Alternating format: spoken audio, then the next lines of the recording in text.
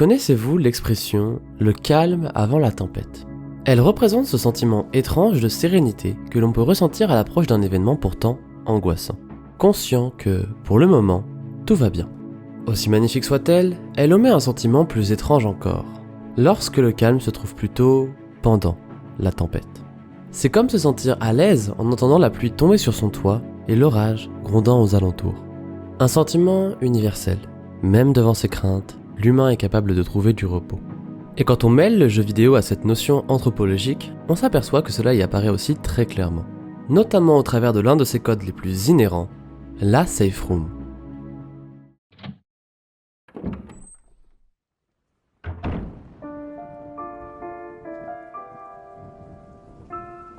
Bienvenue dans cette analyse, je suis Laurie et aujourd'hui nous allons chercher à comprendre l'étrange confort d'une safe room. Une safe room, littéralement pièce sûre, agit comme un poids sur une balance entre pression et soulagement. Car pour que l'angoisse soit efficace sur le joueur, il faut qu'elle soit contrebalancée par des moments de repos et de calme. C'est un simple principe de contraste. Au premier regard, on va penser à celle se trouvant dans le genre de l'horreur. Mais en vous demandant de me partager vos expériences sur Twitter, j'ai réalisé que le concept ne se limitait pas du tout qu'à cela. Qu'il s'agisse de l'horreur causée par une menace horrifique, ou de la pression de n'importe quelle séquence plus difficile ou plus perturbante que la moyenne, le tout fonctionne pareil. On m'a même partagé l'exemple de la cabane de Stardew Valley comme refuge en cas d'orage. En réalité, il y a autant de safe rooms qu'il y a de craintes. Je dirais même qu'elle est devenue un principe de design universel. Une universalité qui trouve son origine d'un rapport à l'anxiété différent chez chaque joueur. Prenons un exemple de safe room assez classique. La Rest Area des modes All-Star de Smash Bros ou des arènes de jeux Kirby. Ces pièces, entre deux combats, où vous trouverez quelques objets de soin, un pouvoir ou une petite récompense. Pour un joueur débutant, elle sera un moment de repos profond, bien nécessaire entre deux challenges parfois oppressants. Pour un joueur plus expérimenté, elle sera moins importante car il l'expédiera sans vraiment se reposer. Mais, et c'est ce qui est très intriguant, elle reste plaisante malgré tout. Voyez la safe room comme un banc disposé au milieu d'un sentier de randonnée. S'y poser est très agréable, mais rien ne vous y oblige. Une autre raison derrière leur omniprésence, c'est leurs nombreuses utilités. Certes, une safe room peut être un lieu de méditation, mais dépendamment du jeu, elle peut être avant tout un endroit où sauvegarder, gérer ses ressources, interagir avec un PNJ ou même résoudre quelques énigmes. En bref, un sous-type de checkpoint qui vous accueille pour réfléchir et vous préparer pour la suite, mais où vous êtes libre de rester vous reposer autant que vous le souhaitez. Et de fait, dans ce genre de lieu, même les ennemis les plus tenaces ne peuvent vous atteindre. Certes, vous y êtes souvent seul, mais bien différemment de quand vous deviez affronter vos peurs ou autres difficultés plus tôt. Ici, la solitude est appréciable, et le confort qui en ressort peut être même plus agréable que nulle part ailleurs, pour la simple et bonne raison que vous savez que vous vous devez de le savourer. En un sens, il existe aussi des moments safe de courte durée. Par exemple, l'animation d'ouverture de porte dans les premiers Resident Evil, l'Angel plateforme de Smash ou le lobby de réapparition d'un MOBA. Difficile de parler de safe room conventionnels, mais ils permettent aussi aux joueurs de souffler. Et le fait qu'ils restent appréciables malgré leur brièveté atteste de l'influence positive d'un tel moment de pause sur le joueur. Vous l'aurez compris, je suis fasciné par le sentiment que j'essaie de vous décrire ici. Je vous propose donc d'étudier les choses sous 3 angles. D'abord, d'un regard artistique, mon interprétation des enjeux de design derrière une safe room. Puis, psychologique, soit son impact émotionnel. Et enfin, philosophique, ce que ce concept peut nous enseigner sur nos vies et sur nous-mêmes. C'est parti.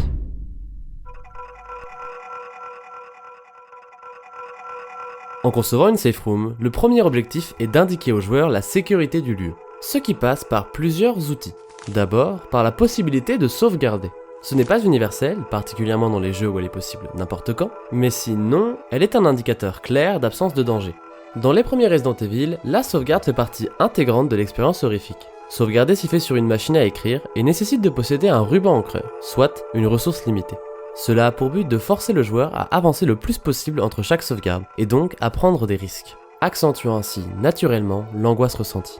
Pourtant, une fois la salle de sauvegarde atteinte, le joueur est safe.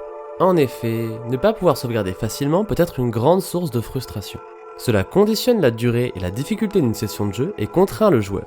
Au fil du temps, la sauvegarde s'est donc sacralisée.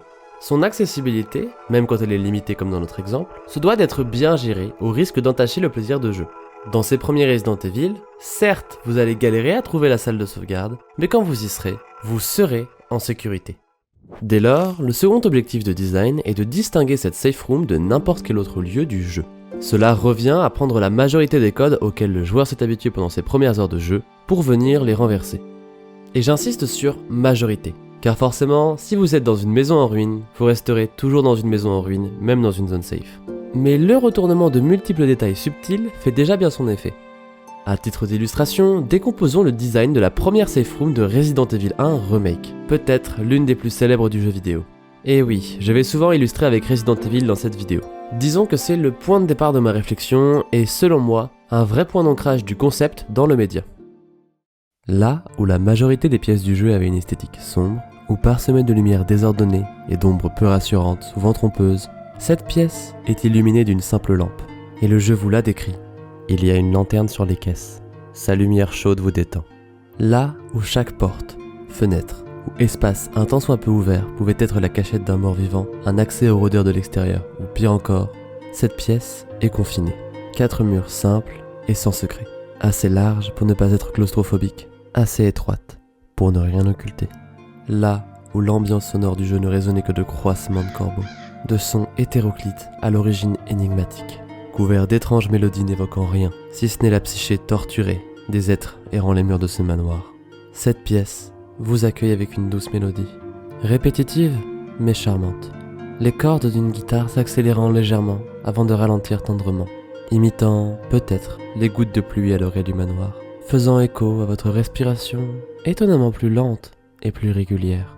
Et alors que vous observiez la machine à écrire, le coffre ou le débarrage jonchant le sol, réelle mine d'or en ce scénario désespéré, résonne un hurlement, comme un loup au loin, au clair de lune, ou comme le souffle du vent, vous saluant élégamment à travers le seuil de la porte. Vous ne saviez, en pénétrant cette nouvelle pièce, à quelles nouvelles horreurs vous attendre. Mais sans encore clairement le réaliser, votre esprit se soulage et vos craintes se dissipent pour un moment. Vous le sentez, vous êtes en sécurité. En s'éloignant de l'horreur, les roguelikes, comme Hades par exemple, sont également parfaits pour observer ce travail de distinction du design d'une pièce. Mais j'aimerais vous partager un autre exemple qui m'est cher et que je trouve aussi très parlant. Pikmin 2 et Pikmin 4 et leur étage safe.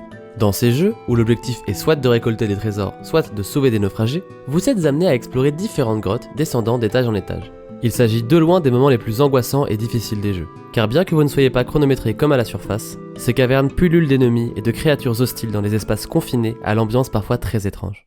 Cependant, au cœur des dernières cavernes du jeu, les plus profondes et complexes, vous déboucherez sur un étage bien différent. Éclairé d'une teinte chaleureuse, aucune créature, si ce n'est quelques papillons voltigeant de fleur en fleur. De quoi multiplier vos Pikmin ou modifier leur type pour reformer vos rangs. Et une musique, toujours étrange mais douce, vous indiquant qu'ici, ni la faune ni la flore ne présentent quelconque hostilité. Cette dynamique artistique, de chercher à créer des safe rooms marquant le joueur, s'est démocratisée au fil de l'histoire du média. Et certains concepts en sont presque devenus des clichés. Par exemple, l'utilisation de feux de camp, constante des jeux Souls et que l'on retrouve dans de nombreux jeux d'horreur. Ou plus simplement, tout le travail fait sur la bande-son. J'ai insisté sur le thème du premier Resident Evil, mais tendez l'oreille dans cette vidéo et vous en découvrirez beaucoup d'autres. Du clair de lune de Debussy joué dans The Evil Within, jusqu'au thème du toit du manoir de la princesse Vanessa dans A Hat in Time, sobrement intitulé You're safe now, maintenant, tu es en sécurité. Ces pistes, cherchant à vous détendre et à vous faire sentir à l'écart du danger, sont presque devenues un sous-genre à part entière d'OST de jeux vidéo. En observant la liste de safe rooms que vous m'avez partagée, j'en suis venu à la conclusion qu'il en est devenu une lubie des développeurs d'avoir la safe room la plus originale et la plus remarquable. Prenez Hollow Knight par exemple. Sauvegarder et s'équiper se font sur un banc. C'est une façon de dire aux joueurs, comme ton chevalier, offre-toi une pause, assieds-toi et respire. Et non loin d'un banc, se trouve souvent une source d'eau chaude. De quoi recharger son âme, soit son mana, mais aussi simplement se détendre d'autant plus. La source chaude est d'ailleurs très répandue à ce titre. Dans Mother 3 ou Ghost of Tsushima par exemple, vous pouvez aussi librement vous y relaxer et regagner de l'énergie au passage. Ah, en s'imaginant y être, difficile de faire plus parlant comme image. Sinon, autre exemple plus subtil. Dans Kirby Super Star Ultra, les développeurs ont laissé le pouvoir sommeil à disposition dans les safe rooms des arènes les plus difficiles. C'est un pouvoir qui ne sert à rien, endort juste Kirby et lui fait perdre son pouvoir actuel au passage. J'ai longtemps pensé que c'était une mauvaise blague. Mais en fait, pas vraiment.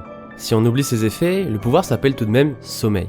À mon avis, c'est plutôt une façon atypique d'inviter le joueur à se reposer.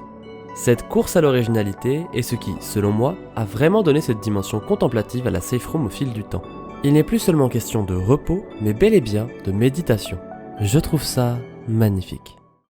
Et comment ne pas parler des fontaines de fées de Zelda? Alors pique, à mes yeux, dans la caverne d'Ordali de Zelda Twilight Princess. Un donjon optionnel où vous enchaîniez les combats dans une grotte de plus en plus profonde. Un peu comme dans Pikmin finalement. Et tous les 10 étages, vous y trouviez une fontaine pour respirer. Face à la difficulté du donjon, l'aura de celle-ci est toute particulière. On a tendance à le prendre pour acquis dans nos représentations de la licence, mais avouons-le, il n'y a aucun lieu dans Zelda qui ne s'apparente ne serait-ce qu'un peu à l'ambiance des fontaines de fées. C'est apaisant, rassurant, un rêve où tout va bien, où le temps s'arrête et où nos maux se dissipent. C'est juste magique. Dans le sens inverse, sont aussi intéressants ces jeux qui ont cherché à innover le concept de safe room en faisant quelque chose de complètement différent. Nous parlions Zelda, alors restons sur le sujet en jetant un œil à deux opus un peu moins connus, Phantom Hourglass et Spirit Tracks. Si vous ne les connaissez pas, ils ont la particularité de proposer aux joueurs un donjon central que vous retrouvez plusieurs fois dans l'aventure. Le temple du roi des mers pour Phantom Hourglass et la tour des dieux pour Spirit Tracks. Dans ces derniers, en plus des énigmes et du fait d'être chronométrés, vous devez vous frayer un chemin au travers de monstres invincibles capables de vous mettre à terre en un coup. J'ai nommé les spectres. Oui, comme l'attaque de Zelda dans Smash. Cela n'en a peut-être pas l'air, mais croyez-moi, découvrir ça jeune sur un de ses premiers Zelda, c'est particulièrement oppressant. Mais justement, dans cette angoissant dédale se trouvent aussi ces zones. Similaires en tout point au reste du donjon, hormis pour leur couleur glace parfum bubblegum, vous l'aurez compris, vous y êtes en sécurité. Le temps s'y arrête, Link, bien que dos au mur, brille d'une lumière féerique, et les monstres ne vous voient plus. Ce, pour autant de temps que vous le souhaitez. Une safe room ridiculement étroite, et on ne peut plus face au danger. Mais, étonnamment, ça marche. C'est un sentiment tellement satisfaisant. Se faire poursuivre par un spectre et, au moment de se faire frapper, atteindre ces petits espaces sûrs. Il est là, on est là, mais il ne nous voit pas. Jusqu'à ce que, perdu, il rebrousse chemin. Honnêtement, sans ces safe rooms, je sais pas si j'aurais été capable de finir ce jeu enfant. Pour comprendre le design vidéoludique de la safe room, il peut aussi être bon de faire un détour sur d'autres médiums artistiques afin de comprendre leur équivalence, particulièrement vis-à-vis du genre de l'horreur, la comparaison autour étant sûrement la plus simple à faire. Dans la littérature horrifique, la sensation de peur est dépendante de l'imagination du lecteur. De plus, s'il ne lit pas, l'histoire n'avance pas sans lui. Mais ce dernier est en contrôle. Il peut trouver un moment de répit ou réfléchir n'importe quand. L'horreur ne l'impactera que s'il le décide. Dans le cinéma d'horreur, c'est l'inverse. Le spectateur n'a pas de contrôle. En effet, l'histoire se déroule devant ses yeux. Pour cette raison, le contraste entre séquences d'horreur et scènes plus légères est encore plus présent ici, de manière à ne pas surcharger le spectateur émotionnellement. Si on récapitule, la safe room du lecteur sont les pauses qu'il peut prendre n'importe quand. Et au cinéma, n'importe quelle scène calme ou sans éléments horrifiques. Le jeu vidéo, lui, place le joueur dans un entre-deux intéressant. En tant que joueur, vous êtes acteur. Bien sûr, comme face à un livre, si vous n'avancez pas, l'histoire n'avance pas non plus. Mais dans un environnement horrifique, c'est à vos risques et périls. La safe room, comme on la connaît, apparaît alors comme une compensation à cette entrave. Un endroit et un temps offert au joueur où il est libre de ne pas avancer si tel est son souhait, et où pourtant, tout ira bien. Il va sans dire qu'il existe une nette différence entre l'angoisse perçue dans une œuvre de fiction et celle perçue dans la vraie vie. Noël Carroll distinguait dans son livre La philosophie de l'horreur ce qu'il appelait art horror de ce qu'il appelait real horror. L'art horror serait se faire poursuivre par Mr. X dans Resident Evil 2 par exemple. Là où real horror pourrait être se trouver suspendu sur un pont instable ou lire un document retraçant des crimes commis pendant la Seconde Guerre mondiale. De cette distinction, voire limitation, la fiction se doit de chercher à faire ressentir au spectateur les émotions, et donc la peur du point de vue des personnages, à le pousser dans les chaussures du protagoniste pour que cette barrière du non-réel se brise le plus possible, et que se crée un parallèle, un réel ping-pong entre les émotions du spectateur et du personnage. Tout cela m'amène à penser que si arriver dans une safe room nous est aussi plaisant, c'est car le jeu a réussi à nous faire comprendre l'importance de cette dernière pour le protagoniste. Dans un survival horror, où le héros a généralement pour objectif de s'échapper ou de fuir une menace dépassant ses forces, se cacher semble être un parfait sous-objectif pour y parvenir. Et même dans un cadre non horrifique, la safe room restera toujours une pause bien méritée pour notre héros. En bref, le confort de la safe room est supporté par l'idée qu'il fasse sens dans notre vision scénaristique de l'œuvre. Une idée qui se confirme quand on étudie certains jeux où la perspective et la psyché du protagoniste priment sur celle du joueur. Dans Omori, à titre d'illustration, on joue un protagoniste en proie à une anxiété et une angoisse constantes, fuyant ses démons dans son imaginaire. À chaque instant où, dans son monde intérieur, il trouve la paix, symbolisée par une nappe de pique-nique réunie avec ses amis, on se sent instinctivement serein, d'autant plus en le sachant bien entouré. S'intéresser à la psychologie du protagoniste ainsi est un travail fascinant. Mais là on commence à diverger d'un regard artistique. Pourtant, c'est bien normal. Réfléchir au design d'une safe room ne se fait pas sans se pencher sur la psychologie du principal concerné, à savoir, vous en tant que joueur.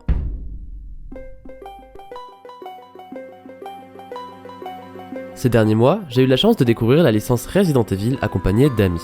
Nous étions 4 et chacun avait un rôle différent dans notre escouade.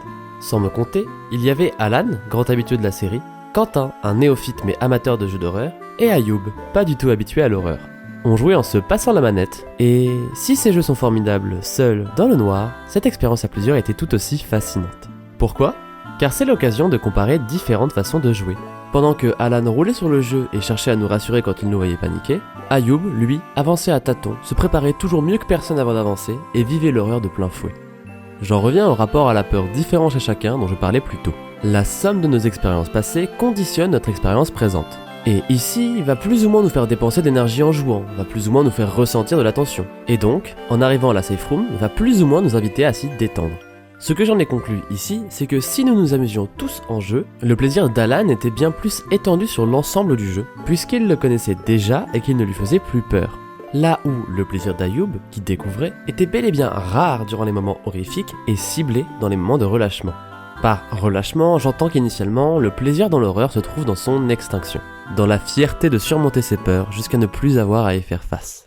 Cela étant, dans mon explication, j'ai volontairement omis de vous parler de Quentin, l'ami amateur de jeux d'horreur mais néophyte sur les Resident Evil auxquels on jouait. En jeu, il se débrouillait bien, mais il était aussi une cible parfaite. Quand les codes étaient renversés pour accentuer la peur, dynamique commune des jeux d'horreur mais fonctionnant différemment dans chaque jeu, cela marchait encore plus sur lui que sur quiconque. Cette sensibilité à la surprise est particulièrement intéressante. En parcourant une œuvre horrifique, nous sommes en constante analyse de notre environnement, des événements qui adviennent, à la recherche de patterns qui nous permettraient de comprendre ce qui nous arrive pour réduire la peur et le sentiment de vulnérabilité. Ces dites œuvres le savent et viennent en abuser. Et c'est une parfaite occasion pour moi de vous parler de ces jeux qui viennent renverser tous les codes établis d'une safe room, bien souvent dans l'objectif de perturber, de surprendre et donc d'amplifier la peur. En reprenant ce que j'expliquais, c'est une pratique à double tranchant. Le jeu en devient encore plus fatigant mentalement, mais si bien maîtrisé, l'expérience de jeu s'en trouve sublimée. À titre d'exemple, dans Alien Isolation ou dans Outlast, deux œuvres reconnues pour leur forte horreur, il n'y a tout simplement pas de safe room. Et que se passe-t-il dans ce cas ? Eh bien, le joueur trouve ses propres lieux de repos. De manière un peu plus réaliste en un sens, car dans un scénario catastrophe dans la vraie vie, aucune zone n'est clairement sécure. À vous d'analyser votre environnement comme je le disais plus tôt, pour trouver quels endroits sont safe. Il s'agit là d'un exemple assez simple cependant, l'absence de safe room étant un cas plutôt répandu à l'échelle du jeu vidéo d'horreur. Abordons plutôt un exemple bien plus fourbe. Silent Hill 4 The Room.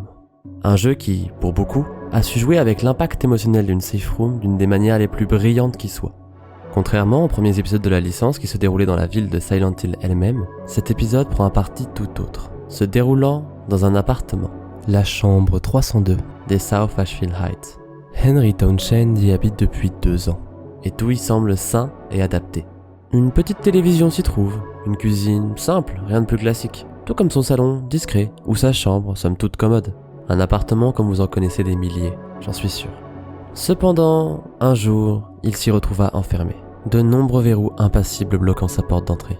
Sa seule porte de sortie, un trou récemment apparu dans son logis, le forçant à explorer des galeries et autres tunnels souterrains à l'atmosphère sombre et paranormale. Entre l'imbroglio et l'effroi de ses aventures souterraines, cet appartement apparaît comme une safe room. Pour Henry, comme pour le joueur. Calme et rassurant malgré votre captivité. Votre santé s'y régénère peu à peu, et c'est là que vous pouvez sauvegarder. Le monde extérieur est certes inaccessible, mais observable depuis le judas de la porte ou depuis la fenêtre. Ce qui, étrangement, est aussi plutôt agréable. Seulement, petit à petit, l'aura de cette pièce va changer. Ce qui était votre seul moment de répit face à la confusion générale va se voir parasité. Les horreurs de vos expéditions gagnent peu à peu les murs de votre studio. La télévision se met à grésiller et à diffuser des programmes plus glauques les uns que les autres. Le canapé et les murs se trouent, laissant entrer des entités malsaines et morbides. Vous n'êtes plus seul, votre vie ne se régénère plus. Allez sauvegarder maintenant une épreuve parmi tant d'autres. L'atmosphère de cette pièce, autrefois source de repos, est maintenant une source inépuisable d'angoisse pour le joueur. L'aperçu du monde extérieur, lui, toujours le même, semble se moquer de votre situation, tant il en est déconnecté. C'est comme une trahison. Le jeu vous a convaincu que vous étiez libre de vous détendre et de vous retrouver avec vos pensées. Tout cela avant de vous arracher ce privilège des mains, en vous riant au nez. Clair signe que, si vous voulez toujours faire face à vos peurs, vous allez devoir vous dépasser encore plus que jamais auparavant. Une citation des développeurs de Left 4 Dead, un survival horror en multijoueur, résume bien cette sorte de malice malsaine. Il faut dire aux joueurs où sont les safe rooms, car sinon, ils trouveront quel lieu sont safe d'eux-mêmes, et vous ne pourrez pas aller leur enlever pour les perturber. Sans transition, regardons tout cela d'un point de vue plus scolaire. Les psychologues Jérôme Singer et Stanley Schachter ont mis en place en 1962 un modèle pour expliquer nos émotions qui peut grandement nous intéresser.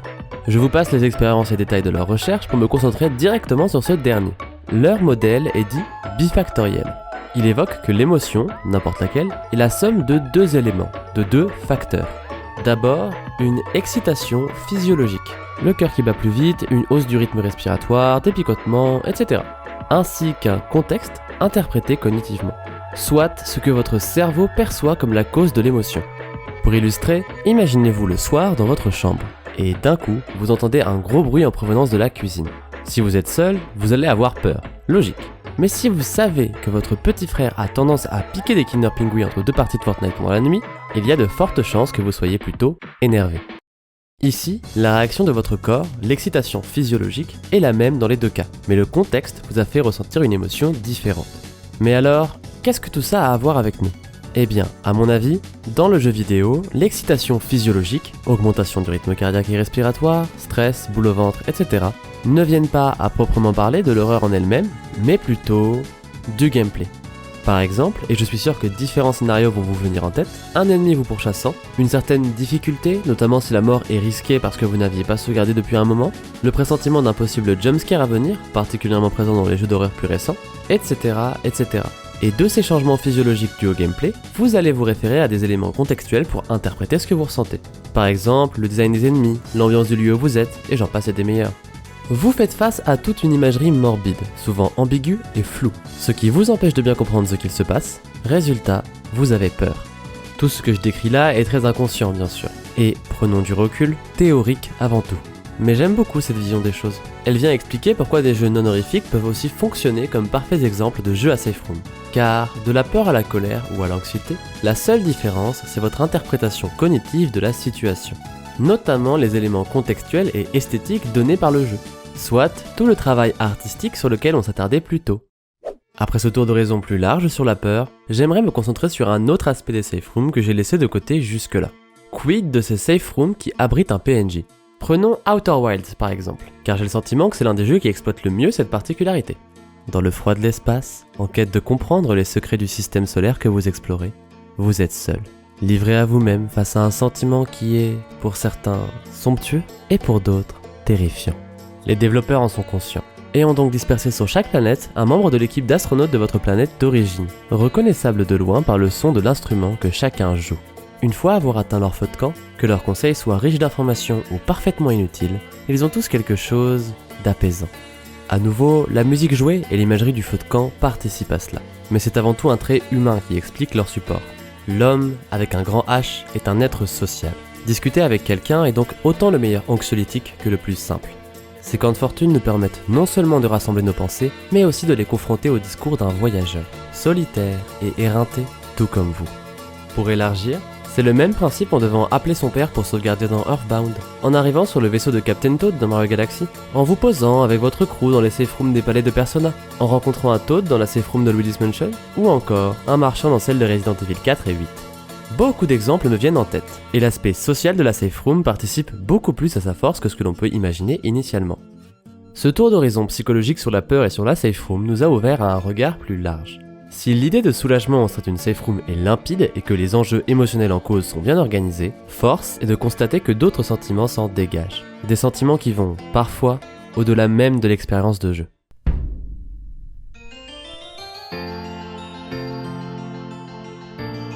Comme j'ai l'habitude de le préciser en introduction de Smash & Mind, je suis actuellement étudiant en licence de psychologie, ce qui signifie que je passe mes examens en contrôles terminaux, soit tous réunis sur le cours d'une semaine à la fin de chacun des 2 semestres de l'année. Ce sont mes partiels. Au moment où je tourne cette vidéo, je viens de terminer ma 2e année, et j'aimerais vous raconter une anecdote concernant la première. Ça n'avait pas du tout bien commencé. J'étais conscient de la difficulté de l'université, mais clairement, pas assez. J'ai été surpris par la quantité de travail requis, malgré le peu de cours réellement dispensés en amphi ou en classe. Je me suis vite fait emporter par le plaisir d'avoir du, entre guillemets, temps libre. Et au moment des résultats du premier semestre, ça a été le choc. Je n'avais pas la moyenne et n'avais donc pas validé mon semestre. De pas grand chose, cela dit, mais tout de même. Sur le coup, je me suis effondré. Passer d'être un élève plutôt à l'aise au lycée à ne pas avoir la moyenne, c'était difficile. Et je me suis beaucoup remis en question à ce moment-là. Pour m'en sortir, sont apparues plusieurs solutions.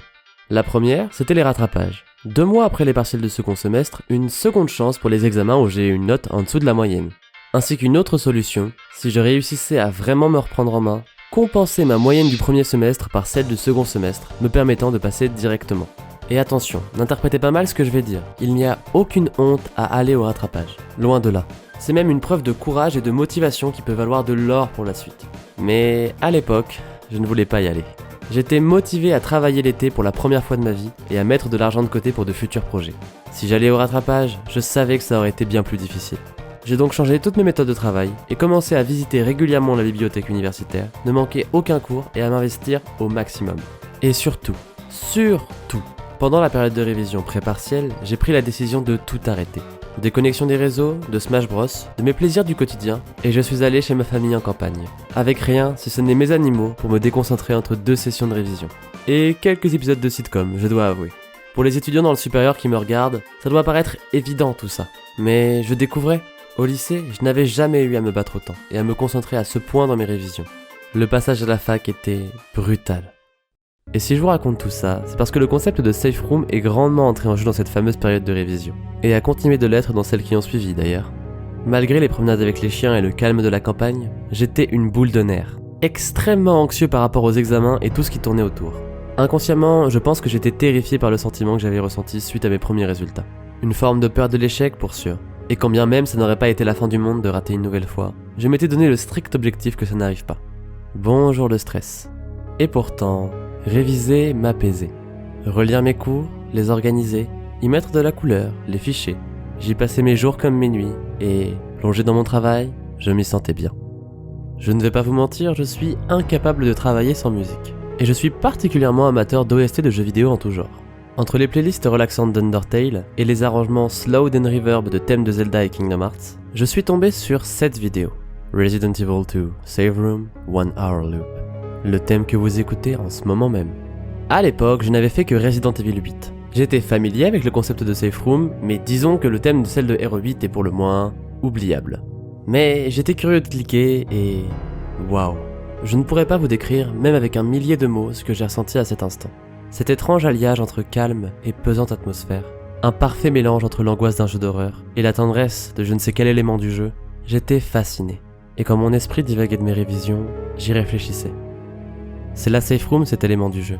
Ce sentiment que, même dans la peur, se trouvent des moments de calme. Et qu'il ne dépend que de moi de les trouver. J'avais compris. Pendant cette semaine, j'étais dans mon propre jeu d'horreur. Et si les cours et les examens étaient mes épreuves, alors mes révisions et la campagne seraient ma safe room. Là où je suis libre de me ressourcer, de méditer et de me préparer pour ce qui va suivre. Le reste appartient à l'histoire. J'ai réussi mon 2e semestre de manière convenable en validant mon année sans rattrapage et en travaillant l'été. Naturellement, la 2e année a eu son lot d'embûches, et les prochaines ne seront pas simples pour sûr. Mais en attendant, je suis fier d'avoir trouvé et savouré cette safe room, car quand j'en suis sorti, j'ai pu affronter mes peurs. J'ai d'ailleurs ressenti ce sentiment de trouver sa safe room en lisant vos réponses sur Twitter.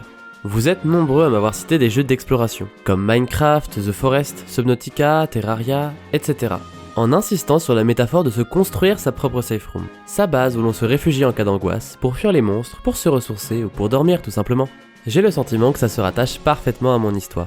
Bien sûr, je suis conscient que cette tendance à romantiser ma vie est particulière, mais je tenais à vous raconter tout ça malgré tout, car c'est une preuve de quelque chose d'important à mes yeux. La safe room est une philosophie de vie. J'en tire la leçon que, même dans une période difficile, on peut toujours trouver du repos et de la paix intérieure en cherchant bien. Et, croyez-le ou non, je suis loin d'être le seul à percevoir les choses ainsi. Un des rares lieux sur internet où je suis toujours fasciné par la profondeur et la beauté de l'expression des gens, c'est les commentaires YouTube en dessous d'OST de jeux vidéo. Je vous invite à aller lire les commentaires en dessous des OST qui vous ont le plus marqué, ou de celles passées en fond de cette vidéo par exemple. Vous pourriez être surpris des histoires qui y sont racontées. Certaines similaires à mon vécu, d'autres à vos expériences à vous, et parfois certaines vraiment surprenantes. N'hésitez pas à me partager vos histoires directement sous cette vidéo d'ailleurs. Je serai plus que curieux de les découvrir. Ces expériences partagées vont généralement se décomposer d'une façon similaire. Un parallèle entre une expérience vécue en jeu et une dans la vraie vie, avec une solution apportée par le jeu, applicable dans la vie. Et je pense sincèrement que les développeurs sont conscients de ce rapport intime entre le jeu, le joueur et le contexte dans lequel il s'y aventure. À nouveau, certaines décisions artistiques en attestent clairement. Alors attention, je vais me permettre d'utiliser une illustration que je ne maîtrise pas à 100%, donc toute mesure gardée. Prenez le platformer / jeu d'énigmes / visual novel, Catherine. On nous présente une histoire mature dans un univers plutôt hors norme. On y découvre un homme pris dans un triangle amoureux complexe, et faisant face à ses démons, la nuit, dans différents cauchemars. Le jeu a une immense inspiration biblique, et s'en sert pour élaborer différents concepts. Mais ce qui nous intéresse ici, c'est les salles de repos entre deux sections stressantes de gameplay pendant les cauchemars. Il s'agit de confessionnaux. Naturellement, c'est là que je prends du recul. Je ne suis pas chrétien et ne peux qu'imaginer la perception de la scène pour un joueur qui le serait.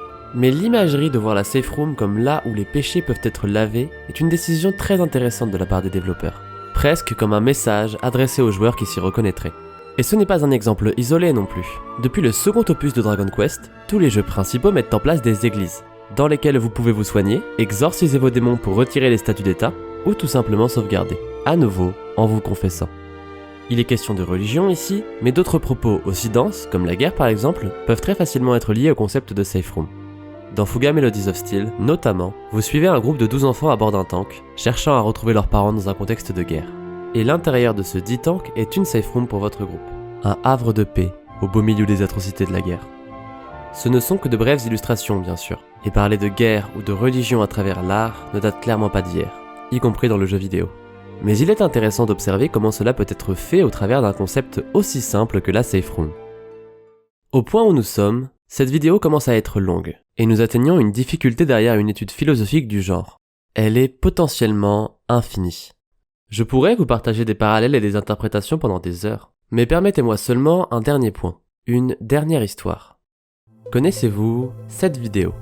Il s'agit d'une OST de Donkey Kong 2 Diddy Kong's Quest du nom de Sticker Bush Symphony, publiée par Taya777 et illustrée par le même fond que vous êtes en train de voir actuellement. En elle-même, cette musique est sublime, et ce que ce jeu et ce niveau ont à dire est magnifique en soi.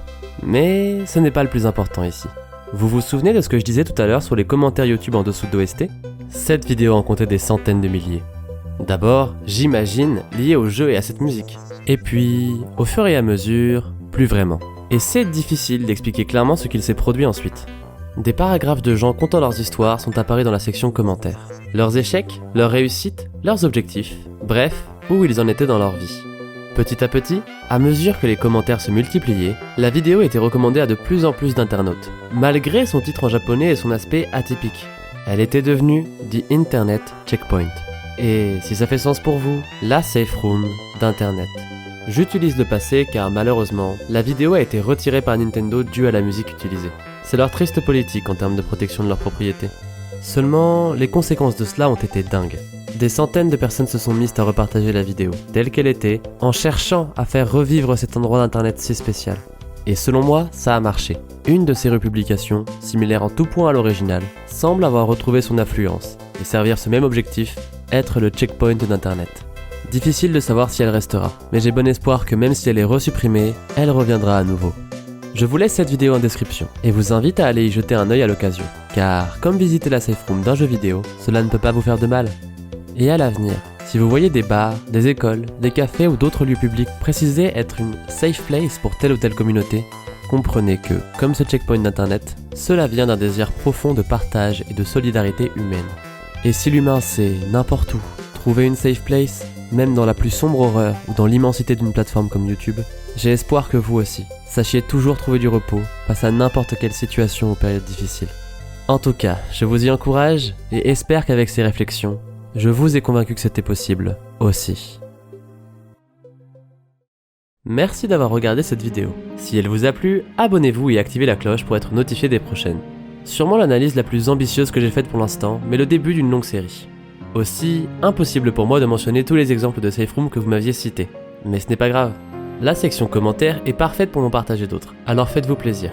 Et sur ce, prenez bien soin de vous.